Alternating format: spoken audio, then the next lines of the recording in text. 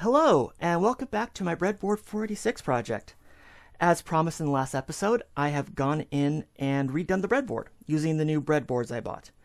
It's a lot stabler, lot less chance of me popping a wire out or just sneezing and having it break, so big improvement there. I've also took the time to add a couple additional features. The biggest one, of course, is being the lights. I made sure there's room for all the address and data lines to have lights attached. Why? Because it's not a computer without flashing lights, now is it? Not that they're flashing, of course. I need to actually slow it down to actually see it flash. But it does flash. In addition, I have swapped the RAM and the ROM. So I have the RAM here and the ROM here, which makes it a little easier to pull the ROM chip out. It's a little less buried. Now, I did have to, wire a couple interesting arrangements here because I adjusted things a little bit for positioning, so it was easier to pass the control lines over the RAM down to the ROM, another reason to swap them, than having them sort of tented around or wired or weird ways. Now that came out strange. In addition, I have also adjusted the 2 to 4 decoder to only be active during the ADS high signal, which is to say during the read cycles on the bus, or the data cycles on the bus, to be exact. This way we're not getting to see random data on the data bus, which didn't cause any problems, but we did occasionally see it change, and it looked weird. And this just makes it stable. It means the data bus is completely isolated unless we're actually using it, so that's a bonus. So, yeah, there we are. Everything's working good. We're still getting 21. So nice and stable. Nice and stable. So now we need to move on to the next step, which is to get the UART put on. So let me just get this out of the way. All right, and I'll scoot these over so there's a little more room. I really do not have a huge workspace here. So, the UART I am using is a fairly standard one. In fact, it's basically the same UART that's been used in PCs since the original. It's a 16550, and it's a little on the complicated side. You can see just how many pins there are. This is a 40-pin DIP. Now, this isn't the only UART you can use. I believe the 6502 has its own UART that you can use, and that one seems a little simpler. And if you are daring and really understand how the serial TTL signals work, you can build your own UART from scratch. Now, I'm not the person to do that. I'm not smart enough. I'm not clever enough. I don't understand it all. On the other hand, I know someone who is. So if you look up in this corner, there should be a link to a playlist from James Sharman, and I apologize if I'm pronouncing your name wrong, who has built a fully functional UART from scratch. Fully discrete components, it has FIFO buffers and everything else. It is really cool. And that's not all. He's also built like a sound system from scratch. He's built one of the best VGA systems I've seen from scratch. And, these are all peripherals for his 8-bit pipeline CPU that he built from scratch. So, yeah, if you like my stuff, check his channel out. I'm sure you'll enjoy his stuff as well. Tell him I sent you. That should confuse him because he has no idea who I am. But yeah, moving on. So yes, lots of pins. Now, luckily, we're only using a little more than half. Some of them are pretty self-evident. We have the data lines or address lines. Other ones, we have R clock, S in, S out. You know what? Let's just put this next to the here, because then I can show you things. Everything's still view. Yes. So we have the data lines, the address lines. Now, one of the weird things about this chip, I say weird, it's actually pretty nice, is that there are 2 read enables and 2 write enables. Each one active high, one active low. In order to use the chip, only one is allowed to be active, as opposed to the chip select lines, which there are 3 of, which all have to be active. Only one of the read or write lines need to be active. So it's a little bit of a surprise, because if you forget that or leave it floating, it can cause it to go a bit wonky. But that itself is pretty straightforward. There's a reset line which would connect to the global reset line, but don't exactly have a convenient one, so that's just going to be disabled for the moment. And one of the interesting things is we have X in, which is going to be the crystal that is being used to run it, which is going to be a 1.8432 megahertz clock. And then we have this little loop. Because this actually supports two different clocks. You can have a clock for the send, which is what baud out is, and a clock for receive, which is what our clock is. So in theory, you could have a completely separate clock generator for receive, and receive is running on a completely different speed. Now, you would only set the baud out through the UART, but it's a possibility that you could have this non-symmetrical speed. I don't know if anything actually does that, but it's available. Now, the pins we're not using are mostly the more advanced signals, the hardware flow control lines, the optional output lines, because this chip has a couple of free pins. You can use them as just general I/O lines, as well as the interrupt line, because we're not using the interrupt yet. There's also a transmit ready and receive ready, which seem to be built around for DMA access. So you would need to actually wire them up if you want to have DMA. Frankly, the CPU is so much faster than the UART, it seems kind of silly to have the DMA there. There is an ADS line, as we see here as well. Where did I put that? There it is. Now, this is not the same as the ADS line on the chip.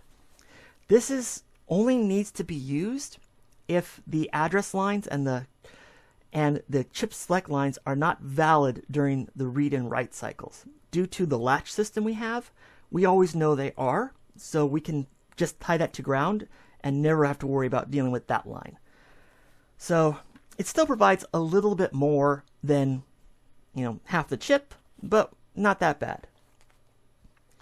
Now, as for the actual output, while I do have a MAX 232, which is an IC that's specifically designed to convert a serial TTL signal to a RS-232 signal, I'm not going to bother with that, because the only thing that uses RS-232 anymore is stuff that converts it to USB ports. So I'm going to be using one of these little adapter dongles, and I'm just going to, there's the brand.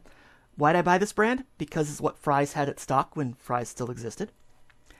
And yeah, so I'm just going to run the serial into this, and then run this to the computer, so I don't have to worry about the actual serial port. Now, I actually have implemented a serial port with the appropriate stuff. Why else would I have the RS-232 Max chip? But not really a big priority here. Doesn't help anybody. The next part, of course, is going to be the actual address selection. Now, I don't need to do this. This is entirely optional. I could easily wire the UART up to be every 8 ports.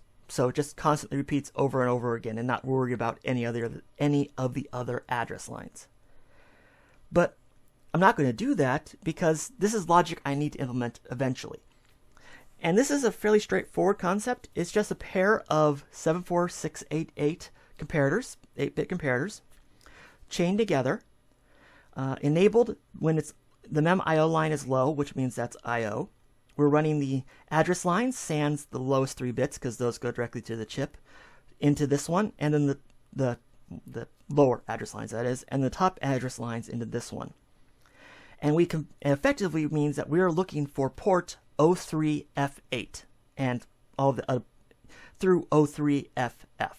Those are our ports. Now, if you're familiar with PC hardware, you know those ports, because that is your standard COM1. That is where the PC keeps COM1. That is where everything is. Why am I using this? It makes emulation easier. I can set up a PC emulator with my ROM image on there, and it makes it much easier to debug and develop, so I don't have to be constantly swapping in the RAM and, wow, that got away from me, swapping in the ROM for new ones. Since I only have the one, and swapping it in and out is always a little bit annoying. So, yeah, this is our idea. Now, the only problem is that this particular representation is more of a perfect world representation, because the chip itself has an interesting issue in that each pin that we're comparing and the value we're comparing against are side by side. So it would be nice to be able to have like all the address lines on one side and the comparison values on the other side, but not with this chip design. So we're going to cheat a little bit, and we're going to run the address lines across the chip, half of them across the chip. I mean, the thing is, it doesn't really matter the order of the bits as long as they're properly compared to the bits of the address line. So even though this says 0, 1, 2, 3, 4, 5, 6, 7, we're not going to order it that way. We're going to be doing 0, 1, 2, 3, 4, 5, 6, 7. And additionally, on the front side, or this side of the bus, will be the address lines are going to go into the P lines. On this side of the bus, the address lines are going to go into the Q lines. Once again, it doesn't matter as long as both sides are equal. That's all we care about. So, a little bit challenging. This also means that this particular board is going to have the most ground lines of any, not ground lines, but power lines of pretty much any board I've done. Just because there's got to be a lot of power lines. You'll see. Okay, so.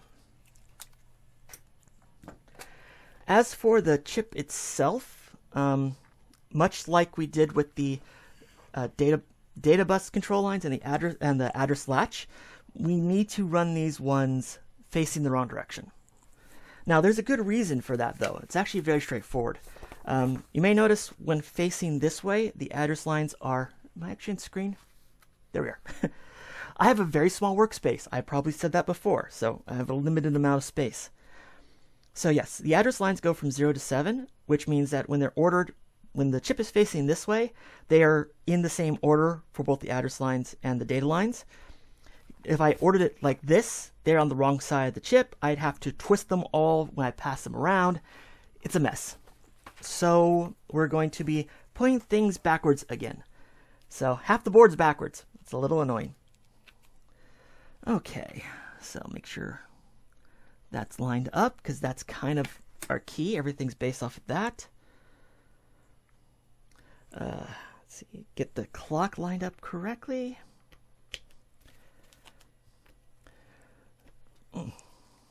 And then our magnitude comparators, which do not quite exactly line up with the address lines, but close enough.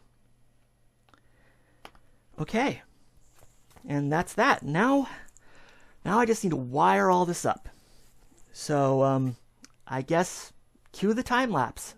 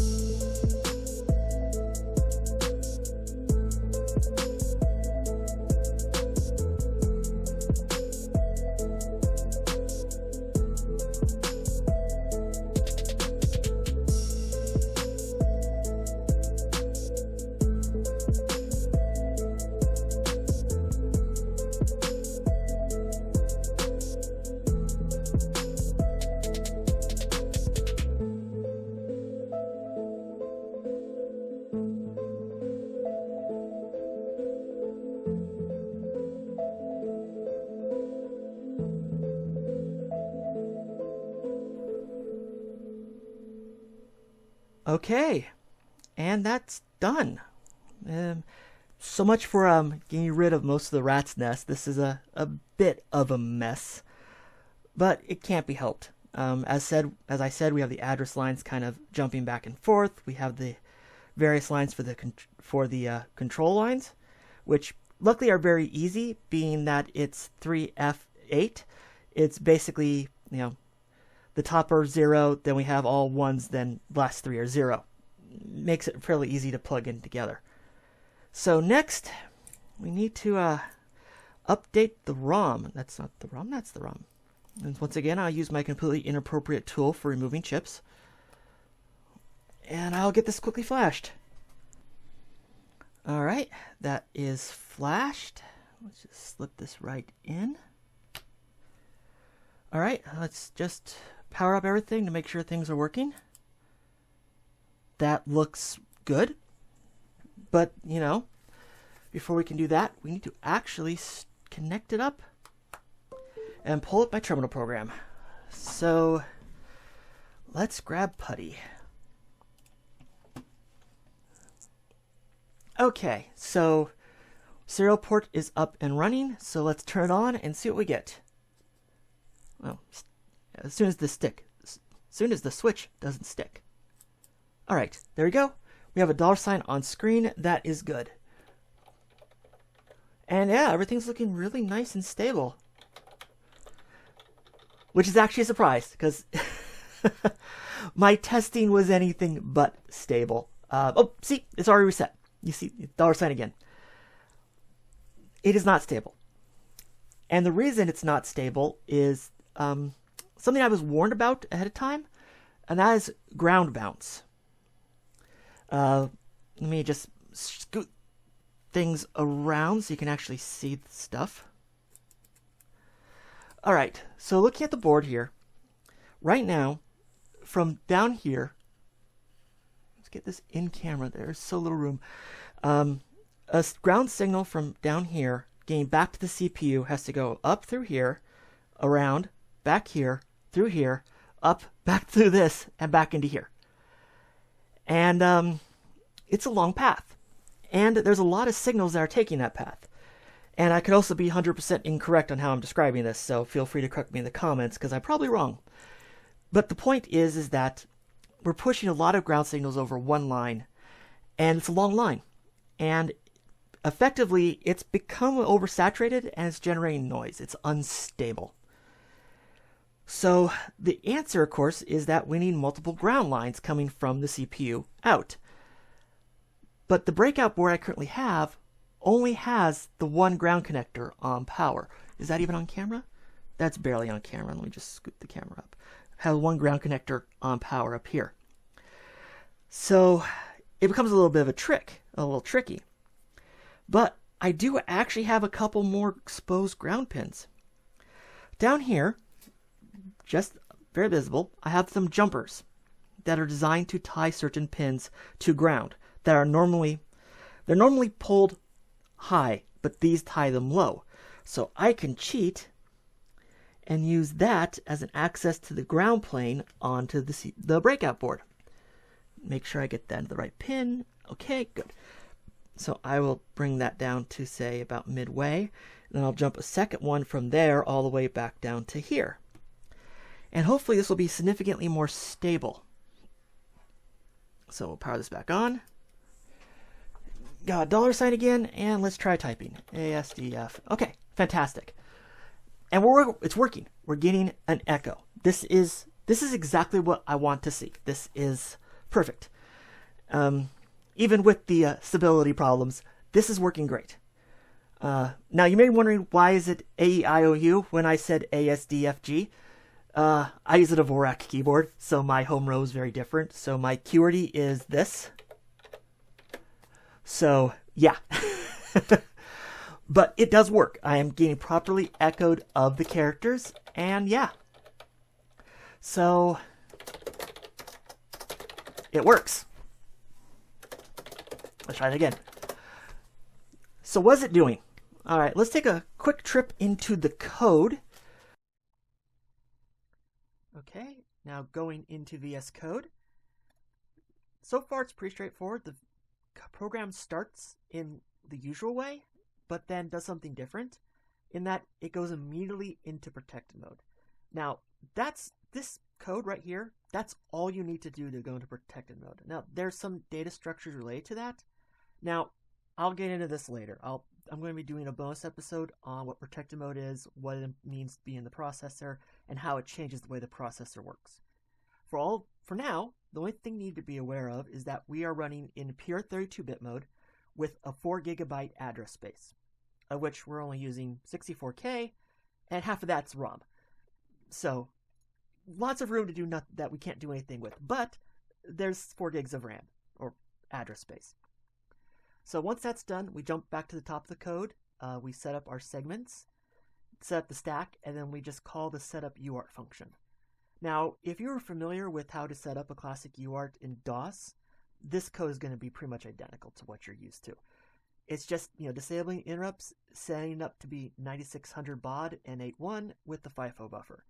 This is boilerplate code. You're going to see this pretty much any place that describes how to do comport. So, in fact, it's only so simple because I have this little macro here that does all the register shifting for outputting to the port. Still, once it's set up, we print out the $sign character with the print char. And print char, not very complicated either. It queries the UART to see if there's room in the buffer.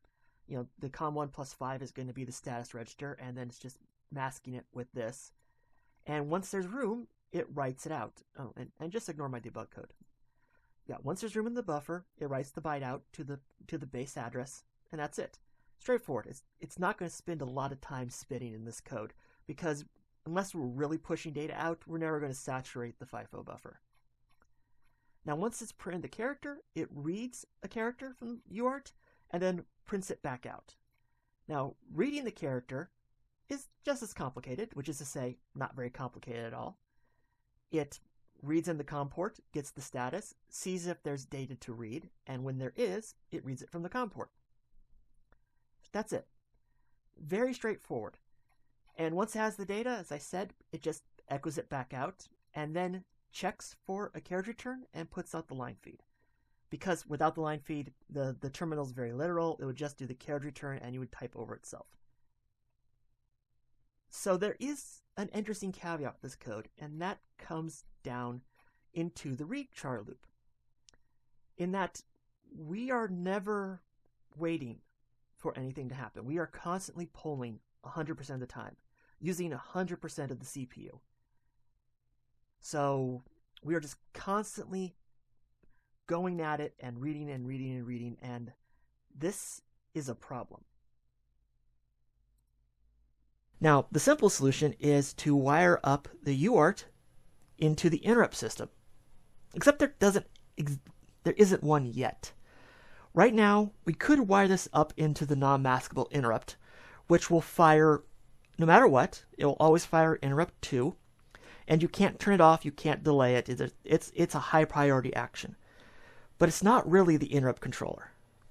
So that is one of the future projects, is going to be to implement a proper interrupt controller. I have plans for that one, but that's going to be another episode. The next big task is going to be writing the ROM monitor. Something very simple that lets me just write code, upload code onto the RAM, and then run it. Straightforward stuff, but once that's running, it'll be a computer. I mean, in a technical sense, it's a functional computer now. It's as functional as original Altair was. We can run code, we can read and write data, we can upload data using the UART. I mean, it's not perfect, but technically, this is a computer. Now, it's not a very good computer yet. It needs a lot more to do stuff. But it's an actually functioning Breadboard 486 computer, as promised. Even if it's too tall to actually put into the camera view, as I said, my workspace is tiny. This should give you a rough idea of just how small it actually is, because that's the entirety of it right there. So, yeah. So there we are. So next time I'm going to be working on this, the ROM. I will probably be doing that as a YouTube live stream and see if I can, patch together a full episode from there. Other than that, it's going to be starting to move some of this logic onto PCB. But that has its own problems and complexities, but I will get into that next time. For now, though, thank you for watching. Thank you for riding with me on this crazy adventure. And thanks for all the advice in the comments. It has really helped and solved some problems. So, thank you. And have a good night.